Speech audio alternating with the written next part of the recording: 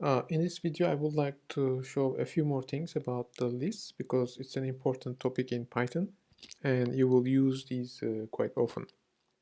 So first thing is here, suppose I have a list of x and list of y which contains these integers.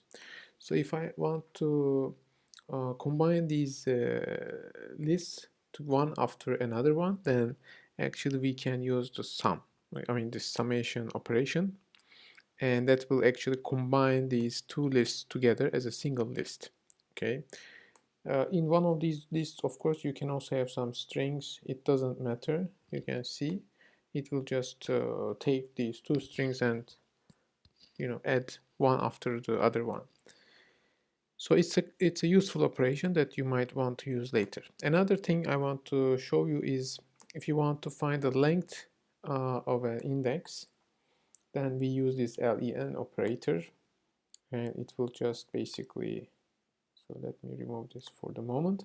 So the length of this list, for example, is just 5. It has 5 elements. Okay, and similarly you can apply the maximum or minimum operators on your list. So if you have a string like some letters, etc., then it will also come later than the numbers, so it will display this lowercase letter as a maximum of this list. But if you remove this, if you have just some numbers, of course that's going to be the maximum number that is returned.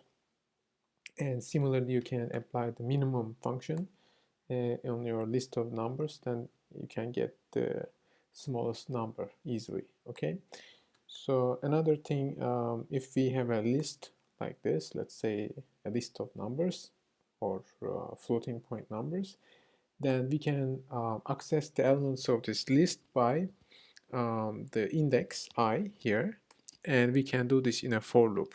Okay, so we can run this. So you see that I define my index from 0 to m-1 because I'm going over these integer values up to m.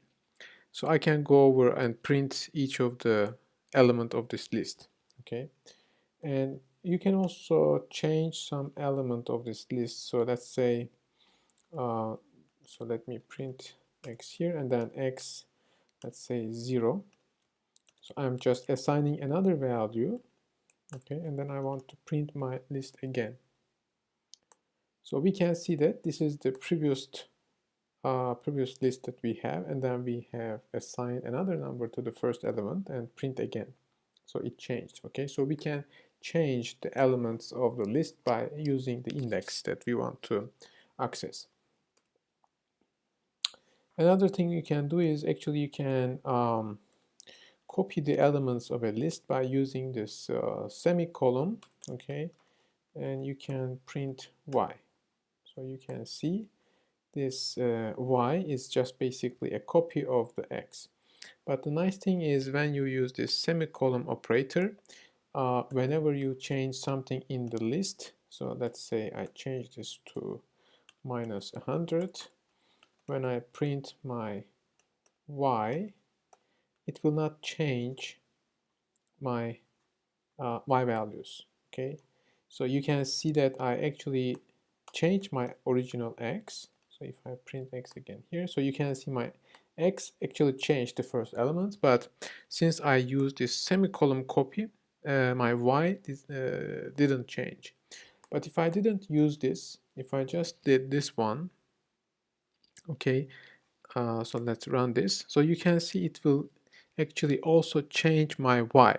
So when you use this y equals to x, okay, on a list, then whenever you change x, your y will also change. Okay, so you need to be very careful when you do these operations.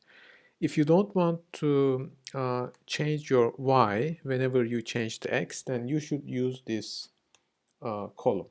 Okay, then it will take care of it will just create a copy, and then you will not have a problem when you changed your original x. Okay, so this is something that you need to keep in mind.